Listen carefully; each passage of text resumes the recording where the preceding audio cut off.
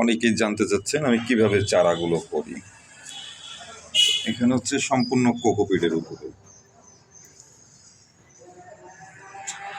Seedling ট্রেতেই হয়। ট্রেটার হোলটা একটু বড় থাকতে হবে। আচ্ছা, আরেকটা পদ্ধতিতে করা হয়, এটা কোকোপিটে গ্লাসে করার একটা সুবিধা, প্রতিটাতে একটা ট্যাগ লাগানো যায়।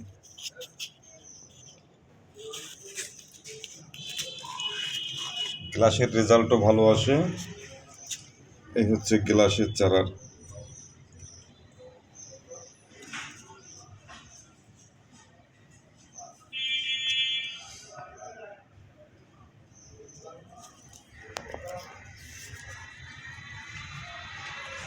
এটা হচ্ছে বালিতে,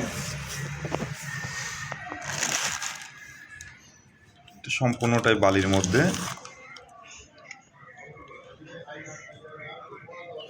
মূল হচ্ছে এই নিচের ময়েশ্চারাইজটা ঠিক থাকতে হবে, আর কিচ্ছু না।